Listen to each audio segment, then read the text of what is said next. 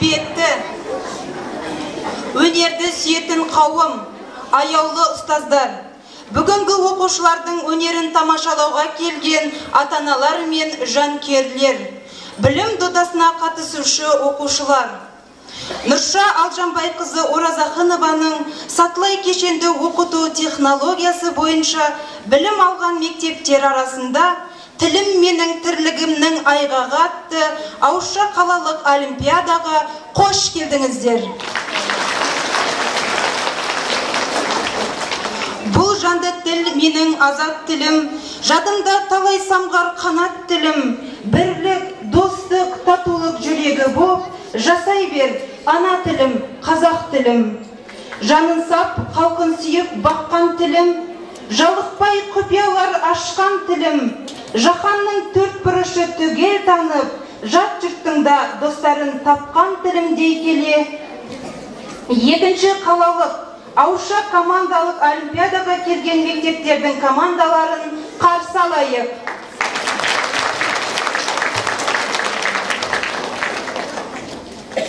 Астанада алғашқы рет сатылай кешенді оқыту технологиясын өздерінің балабақшасына енгізген тәрбиешілер мен кішкентай бөбектерді қарсы алайық. Номер 71-ші Мөлдір балабақшасының балапан тобы. Жетекшісі Омарова Елвира Мейрамбекқызы. 71-ші Мөлдір балабақшасының балдырған тобы. Жетекшісі Сұрағанова Жанна Төлегенқызы. Қазақ ұлттық өнер университет мектебінен бірінші сынып оқушыларынан құралған өнер тобы. Жетекшісі Нұрғаланова Гүлнар Абдахметқызы.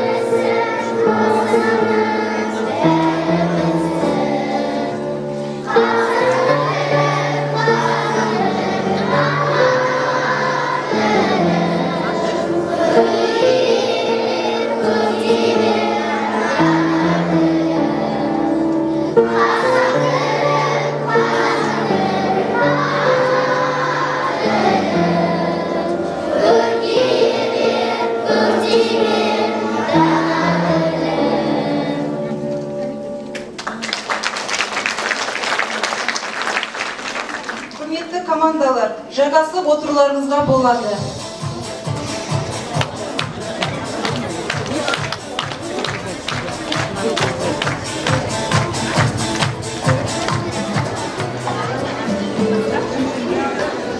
Ана тілім, анам тілі болғаннан, ана тілім, бабам тілі болғаннан, далам тілі, балам тілі болғаннан, арғы бергі заман тілі болғаннан, темір қазық жұлдызым деп ұқтым мен, жаза басып жаңылыссам жолдардан, бағыт сілтеп бағдарымды оңғарған. Тірлігімнің, бірлігімнің нәрінмен, жұтар ауам шер суым дәміммен.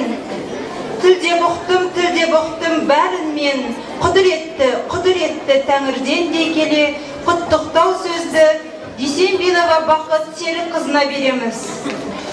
Өрлеу біліктілікті арттыру ұлттық орталығы, Астана қаласы бойынша педагог қызметкерлердің біліктілігін арттыру институтының деңгейлік бағдарлама орталығының тренері.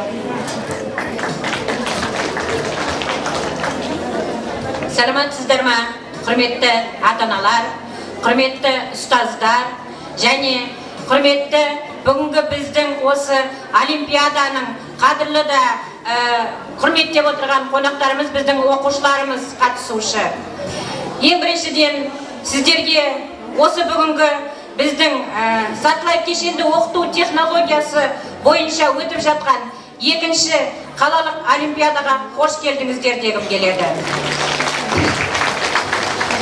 Бұл сатылай кешенді оқыту технологиясының авторы Нұрша Алжанбай қызының осы Қазақстан Республикасының білім саласына жасап жатқан еңбегінің орасандығы. Өйткені бірінші олимпиадаға бізде 26 команда қатысқан болса, осы бүгінгі күнгі олимпиадаға 32 команда келіп отыр.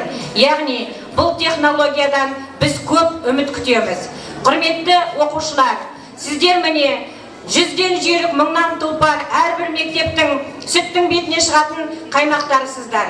Сіздерді оқытып жатқан мұғалімдар шығармашыл, сондай бір өз қызметіне деген қалай айтсам екен, көзқарастары, өздерінің еңбегіне деген сондай бір жақсы талпыныстағы ұстаздар. Сондықтан да бүгінгі міне біздің олимпиадамызға жаңадан қосылып отырған 71-ші Мөлдір балабақшасының командасын құттықтағым келеді. 63-ші мектепті құттықтағым келеді. Және өнер мектебінен келіп отырған сіздердің де еңбектеріңіз жансын. Бұл енді технология жылдан жылға даму үстінде ғой. Сондықтан да келесі олимпиадаларда бұдан да көп командалар жиналады деп сенемін. Әрқайсыларыңызға сәттілік тілеймін. Жақында талмай самғар қанат тілім, жүр қуат сөзі ана уызындай, жасай бер ана тілім, қазақ тілімдей келе. Бүгінгі біздің екінші қалалық ауызша олимпиадамызға қатысып отырған қазылар алқасы мен қонақтарды таныстыруға рұқсат етіңіздер. Оразақынова Нұрша Алжанбай қызы, технология авторы, Қазақстан Республикасының Кіші ғылым академиясының вице-президенті, Қазақ ұлттық педагогика университетінің қазақ тілі теориясы және әдістемесі кафедрасының профессоры, педагогика ғылымдарының докторы, 3-ші және 4-ші сыныптардың әділқазы алқасы. Дүйсенбинова Бақыт Серік қызы, өрлеу біліктілікті арттыру ұлттық орталығы, Астана қаласы бойынша педагог қызметкерлердің біліктілігін арттыру институтының деңгейлік бағдарлама орталығының тренері, 5-ші сыныптарға әділқазы. Әбілжанова Бану Рахымбай қызы, Сақшы газетінің редакторы, 2-ші сыныптарға әділқазы. Алма Сайлау қызы, Хабар телеарнасының продюсері, 1-ші сыныптарға әділқазы. 71-ші Мөлдір балабақшасының Балдырған топында ортаға шақырамыз.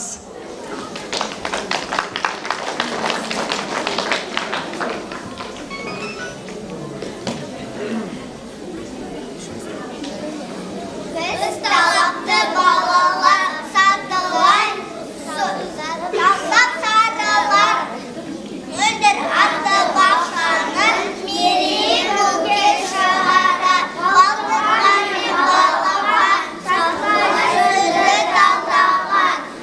you.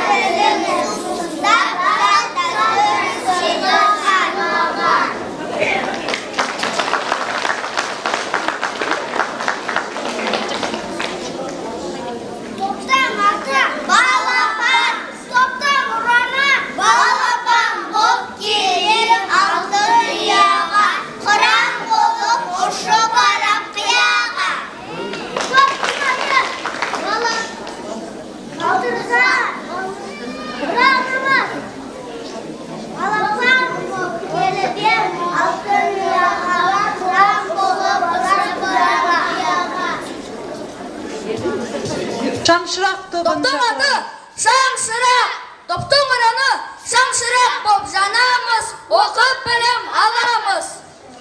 Алғырлықпен тапқырлықты ұштаймыз, шамшырақ боп білім шоғын жағамыз. Білімменен қаруланған тобымыз бар, топ басшысы мен Нариманұлы Алдияр. Ана тілдің қасиетін пір тұтқан, кешенді талдау әдісін ұққан, саналы білім жолын қуған, әлем қызы Жансая мен болам. Ана тілі халқымыздың байлығы, ана тілі әр халықтың айбыны, төл әдісті меңгеруден жол бастаған Ниязбек қызы Аружан мен боламын.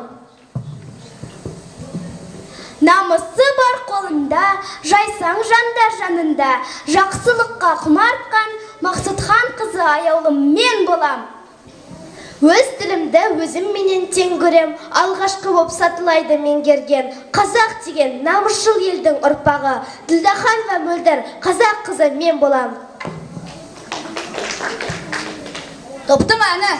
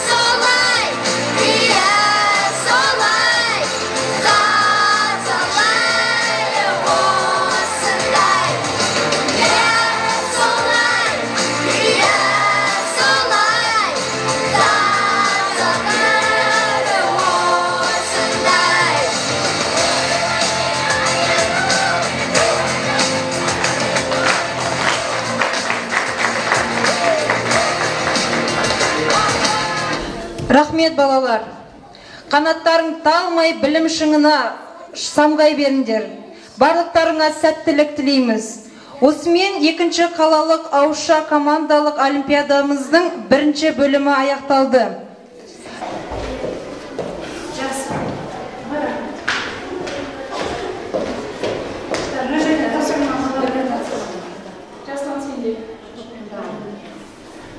Жаслан көрсетіңізші тақсырмайды.